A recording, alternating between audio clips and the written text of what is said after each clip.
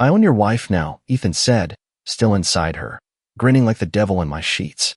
I didn't blink. I didn't scream. I had sinned. I just sent your wife the video, I whispered. His smirk shattered. His eyes dead. Lindsay turned to look at me, annoyed, not even trying to cover herself. Just scoffed and said, seriously, Ryan? You're such a drama queen. You ever feel your soul leave your body for a second? Because mine did. Let me back up. I wasn't supposed to be home. A canceled client meeting gave me 2 hours I didn't plan to have, so I thought I'd surprise my wife with sushi and that stupid red wine she likes. Instead, I got surprised with her moaning my best friend's name in our bedroom on our anniversary. And they didn't even stop when I walked in. They smiled. Like I was the idiot. I had already checked the hidden cam footage from the hallway. I knew what they were doing before I opened the door. But seeing it in real-time? Watching my childhood friend Ethan, the best man at our wedding, look me in the eye while defiling everything we built, that rewired something inside me. But I wasn't going to lose my cool. Not this time. You know what's more powerful than rage? Proof. So I uploaded the entire video to a private Google Drive folder and sent the link to Ethan's wife, Jennifer. You remember her? She baked cookies at our baby shower and told Lindsay she was so lucky to have a loyal man. Jennifer's probably watching the video right now. When I told Ethan, he froze like someone unplugged his soul. His hands slipped off Lindsay. He stuttered. The blood drained from his face like a faucet. Bro, wait. Nah, I said. No bro anymore. Then I turned to Lindsay, who had the nerve to yawn. You're pathetic, I told her. And lazy. You couldn't even pick a man I don't know. She smirked and wrapped a sheet around herself. Maybe I just got tired of being with a man who never finishes what he starts. You're right, I said, stepping back toward the door. But this time, I finished everything. I left the room. Quiet. Calm. 3 steps down the hall, my phone buzzed. It was Jennifer.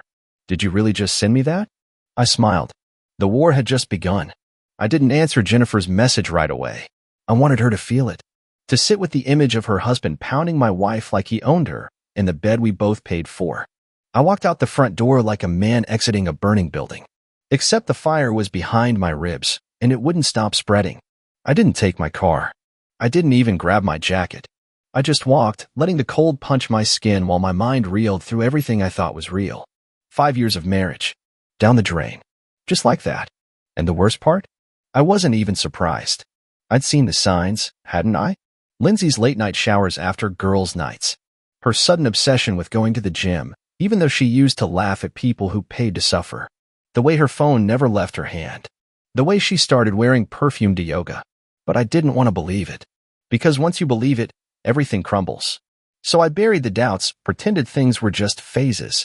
Told myself every couple goes through dry spells. Lied to myself better than she ever lied to me. I walked for hours, until my feet were numb and my thoughts were screaming louder than the wind. When I finally got back to the house, Ethan's car was gone. Coward. Lindsay was in the kitchen, making tea like it was any other Tuesday night. She didn't even look up. So what? Now you're gonna cry or something? She said without turning around. No, I replied, stepping closer. I already did that. On the way to the police station. Her hand paused mid-stir. Police? Yeah. I figured I should report a break-in. I mean, someone broke into my life, didn't they? She finally looked at me then, eyes narrowed. You're being dramatic again. I tossed my phone onto the counter, letting it clatter loudly. I watched the hallway footage. Lindsay. I watched you invite him. I saw you undress. Saw you giggle like a damn teenager. You were planning this. Not a mistake. Not heat of the moment. Planned. She rolled her eyes. What do you want from me, Ryan? You stopped making me feel wanted. I needed something. Ethan was there. He made me feel alive again. You cheated because I didn't give you enough attention? I laughed bitterly. So you screwed my best friend like a solution to a math problem? She leaned against the counter, arms crossed, looking smug. You act like I should be ashamed. Maybe I'm just not meant for boring monogamy. Maybe you were just a placeholder. That broke something in me. Not my heart. No, that shattered hours ago. Something deeper. Older. The part that still believed people you love won't spit in your face just because they're bored. You're cold, I said. And I hope you realize that someday, when you're old and alone, wondering why nobody stayed. She snorted. If I'm alone, it won't be because I couldn't find someone. Trust me, men line up for this. That was it. I reached into my jacket, pulled out the envelope I'd picked up on my walk. I already signed the divorce papers. I'll have a lawyer serve you officially tomorrow. I'm keeping the house. I already transferred the car to your name. Enjoy the payments. Her face finally dropped. Just a little. You're serious? I nodded. I'm done. And for the first time since I walked in on that nightmare, I felt light. Not happy. Not healed. But free. My phone buzzed again. This time it was Jennifer. He's at his brother's. I'm not letting him come home. I texted back. Smart move. Lindsay saw the name flash on my screen. Oh, so now you're texting his wife? I looked at her one last time. The woman I gave everything to. She deserves the truth. Something you'll never understand. Then I left. And this time, I didn't look back. I didn't go home that night. Not really. I crashed at a motel off the highway, the kind where the towels are thin and the walls are thinner. I just needed 4 walls that hadn't heard her lies, hadn't seen Ethan smirk, hadn't absorbed years of fake smiles and silent betrayals. Sleep didn't come. I lay there, staring at the ceiling, hearing the echo of Ethan's voice. I own your wife now. Like I was supposed to collapse. Like it was a flex. I kept seeing her eyes. Not sorry.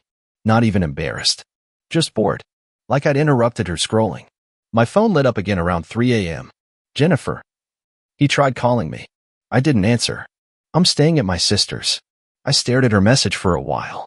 I imagined her sitting there in some unfamiliar room, heart racing, rewatching the video to make sure she wasn't dreaming or maybe hoping she was. I typed back. He'll lie. Don't believe a word. They're both snakes. She replied a minute later. He already did. Said you edited it. But I know better. He was wearing the shirt I ironed that morning. That hit me harder than I expected. The small detail. The shirt. How something so mundane could carry the weight of betrayal. It's never just the act, it's the ease with which they do it. Next morning, I drove back to the house. My house. Legally, still mine. Lindsay had left. Her toothbrush was gone. Half the closet empty. She didn't leave a note, just took what she wanted and vanished like the coward she always was, behind that loud mouth and fake confidence. I walked into the bedroom and stood there. Sheets still a mess. I didn't touch them. I couldn't. Instead, I went to the kitchen, brewed the strongest coffee I could manage, and sat down at the table like it was just another morning. Except nothing was normal anymore. Around noon, my phone rang. Unknown number. I picked up. Ryan, a voice asked. Female. Cold. Yes. This is Ethan's mother. My spine straightened. Okay. I saw the video. Of course she did. Jennifer wasn't quiet about it. I don't know what to say, she continued. I raised him better than that. You've been like a second son to us. And Lindsay. I never liked her. That part almost made me laugh. Almost. Well, I said, turns out your instincts were right. She's poison. You know that now, don't you? I knew. I whispered. I just didn't want to believe it. She sighed. If there's anything we can do. I just wanted you to know. Not everyone is siding with them. I hung up after thanking her. Polite. Hollow. Then I checked my email. One message stood out from Jennifer. Subject, one more thing. Ryan, I don't know what your next move is, but I found something. Ethan had a hidden folder in our shared Google account. I don't know if you want to see it, but I think you need to. Sharing the link. Take care. Jay. I clicked it. Photos. Dozens. Different outfits. Different men. Lindsay. Always Lindsay. Not just Ethan. Not just once. Different hotels. Different names. Timestamped. One photo had her kissing a man in the back of a black SUV. Date matched the weekend she told me she was visiting her sick aunt in Vermont. I stared at the screen for a long time. No tears. Just something deeper. A kind of death that doesn't show on the outside. Then my phone rang again. This time, it was her. Lindsay. I stared at her name flashing. Didn't answer. Let it ring out. It rang again. And again. And then came the text. We need to talk. You're blowing this out of proportion. I typed back. Don't worry. I'll talk. In court. And then I blocked her number.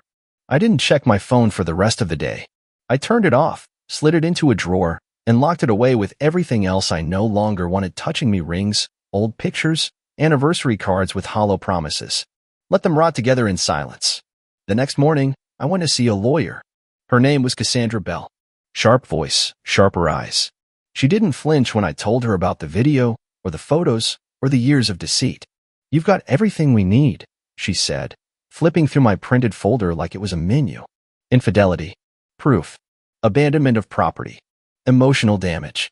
You'll keep the house, your savings, and if she tries to fight it, we bury her. It felt transactional. Cold, but necessary. When I left the office, I finally turned my phone back on. 38 missed calls from Lindsay. 12 from Ethan. 4 voicemails from unknown numbers. One text stood out.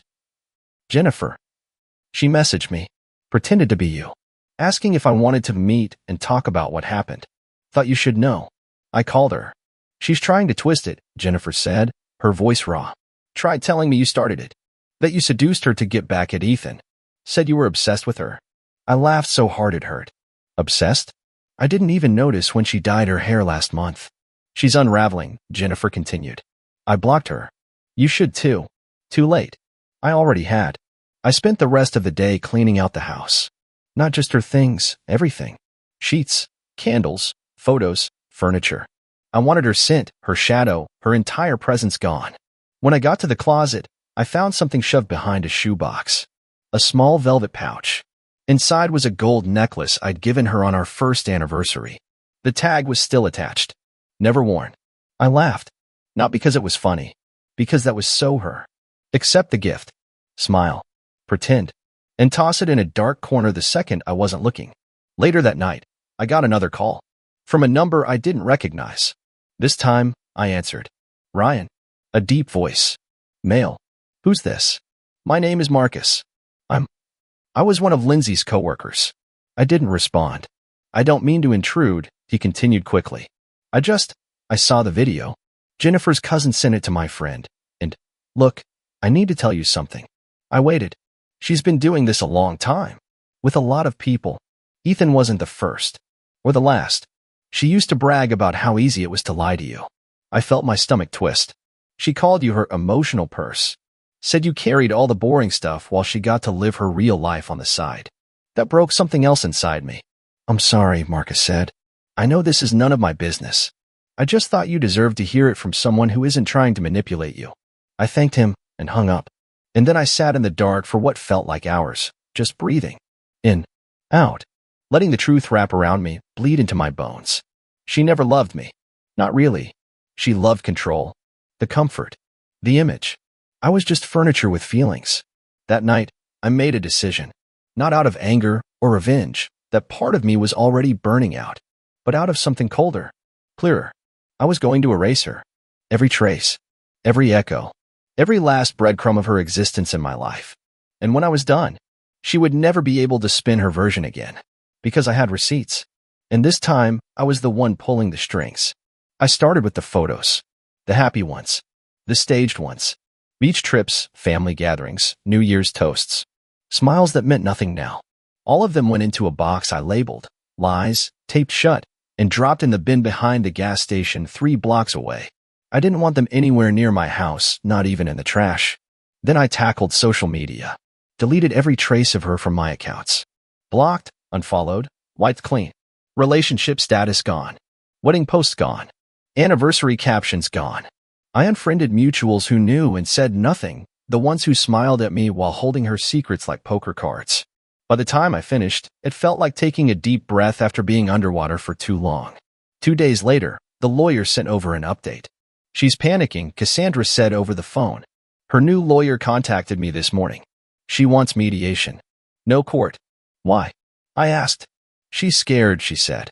And she should be. Later that afternoon, Lindsay emailed me directly. The subject line, let's not ruin each other. I opened it. Ryan. What happened was horrible. I made mistakes. But dragging this into a courtroom is only going to hurt us both.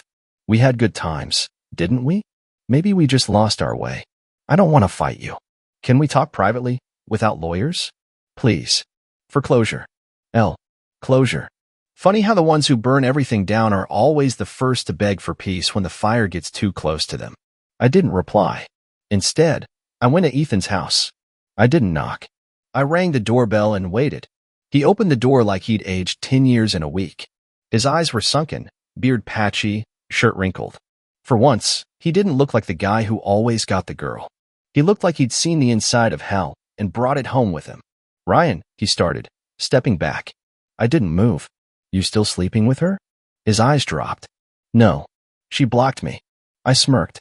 Figures. She already drained you dry. What else would she need you for? He rubbed the back of his neck. Man, I didn't mean for it to. Spare me. I pulled out a flash drive from my pocket and handed it to him. What's this? He asked. Insurance, I said. Keep it. Show it to your lawyer if she tries to pull anything on you. She's not done playing. He took it, reluctantly. Why help me? I'm not. I just want her to go down properly. I want you both to feel it. He nodded like he understood, but I saw the shame in his eyes. He wasn't built for consequences. Not like me. As I turned to leave, he called out, I lost everything, man. I stopped. Good. And I kept walking. That night, Jennifer called. I got served the divorce papers today, she said. He didn't even try to fight it. Just signed and left. Smartest thing he's ever done. She paused. So what now? I stared at the ceiling. Now I move on. But not like before. This time, I don't carry the weight. There was a long silence. Then she said, quietly, do you want to grab coffee sometime? Not as a date or anything. Just as two people who didn't deserve what they got. I didn't say yes. I didn't say no. I just told her, maybe. Someday. And for the first time in weeks, I slept through the night. A week passed. No messages. No calls. No drama. It was quiet. Too quiet. When someone like Lindsay goes silent, it's never peace, it's strategy. I knew it was coming. I just didn't know how. It hit me the following Friday. I was in the middle of reorganizing my office, tossing out old files, wiping hard drives, when the doorbell rang. I opened the door to find a man in a suit holding a clipboard. You Ryan Keller? Yeah. You've been served. I took the envelope. Cold. Thick. Legal. Petition for emotional damages. Filed by Lindsay Keller. Claim. Defamation. Harassment. Public embarrassment. I laughed. Out loud. They're on my doorstep. Of course. She was going to try to flip the script. That was her game. Twist the knife, cry about the blood. I called Cassandra. She filed what? She said, nearly spitting her coffee. Defamation. Claims I ruined her professional reputation. She ruined her own damn reputation on camera. Let her try this in court. We'll tear her apart. But that wasn't the part that got me. It was the attached statement, a letter written by her, describing our toxic marriage and accusing me of emotional manipulation and control. Me. The same guy who spent years picking her up when she drank herself sick at parties. The guy who worked overtime to cover her shopping binges. The guy who made excuses for her mood swings, her cruel words, her sudden vanishing acts. Now I was the villain? I felt something snap again. So I responded. Not with rage. Not with threats. With evidence. Cassandra and I compiled every message. Every video. Every email from hotels confirming her weekend business trips. We built a timeline that made her entire fantasy unravel. And then we went one step further. We subpoenaed Ethan. He tried to dodge it. Claimed he was out of town. But the moment we hinted we'd be dragging his job into this, suddenly he was available. He showed up to the deposition looking like a man walking toward his own execution. I didn't want to do this, he muttered. But you did, Cassandra replied, calm and cold. And now you're going to testify. Meanwhile, Lindsay began spinning her version publicly. Mutual friends messaged me screenshots. She was telling people I was obsessed, dangerous, vindictive. I didn't reply. I didn't defend myself online, because I knew what was coming. Jennifer messaged me again that weekend. She'd heard from Lindsay too. She reached out to me, she said. Claimed you were threatening her. Did you believe her? Ryan. I saw the video. I saw the emails. I lived next to you for 5 years. If anything, I wondered how you stayed sane. That hit deeper than I expected. I thanked her. Again. The next morning, Lindsay showed up at my house. Uninvited. I opened the door slowly. She looked different. Not glamorous. Not smug. Just tired. And angry. Why are you doing this? She demanded. You filed the lawsuit, Lindsay. You humiliated me. You made me look like a villain. You are a villain. She stepped forward. Ryan, we could have worked through this. But you went nuclear. You always do. I tilted my head. Is that why you cheated with my best friend? Because I go nuclear? Or was it just fun for you? She didn't answer. Instead, she looked past me into the house, like she still owned something in there. You were never enough for me, she said finally. Cold. Precise. Like a bullet meant to kill. I smiled. Not because it didn't hurt. But because I didn't care anymore. You were never real to me, I replied. So I guess we're even. Then I shut the door in her face. And this time, she didn't knock again. The final hearing was scheduled for a Monday. I wore the same suit I got married in. It felt symbolic, like reclaiming something she tried to taint. She wore white the day we said, I do. I wore it the day I said never again. She didn't show up. Her lawyer appeared instead, flustered, with a folder full of nothing. No new evidence. No defense. Just a last-minute plea deal, quietly slipped across the table. She dropped the emotional damages claim. In return, she wanted the car, some furniture, and silence.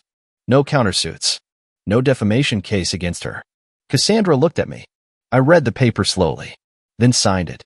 Not because I was weak, but because I was done. After court, I stood on the courthouse steps, breathing in the cold air. It felt different, cleaner, like I had stepped out of a long, choking fog and finally found oxygen again. I drove home. My home. Just mine. No extra toothbrush on the sink. No perfume clinging to the hallway. No pretending.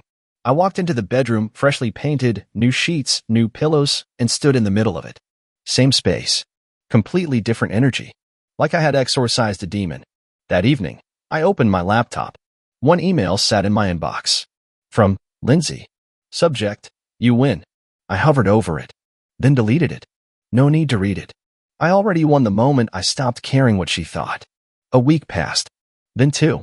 I started waking up without dread. Started eating without knots in my stomach. I even smiled at strangers again. Something I hadn't realized I stopped doing. Jennifer messaged me again, weeks later. Just one line. We made it. Yeah, we did. She healed in her way. I healed in mine. We never dated. Never turned it into some romantic rebound. We just understood each other in a way only the betrayed can. And that was enough. Now, when people ask if I regret anything, I tell them this. I regret nothing. I lost a liar. I gained clarity. I was loyal to someone who saw me as disposable, and in doing so, I learned how to never let that happen again. So if you're reading this and you're still holding on to someone who lies, cheats, gaslights, twists the truth, and makes you feel like the crazy one, let go. Walk away. Burn the bridge, and don't watch the flames. Some people aren't meant to be saved. Some people are the fire. And sometimes, surviving them is the greatest revenge of all.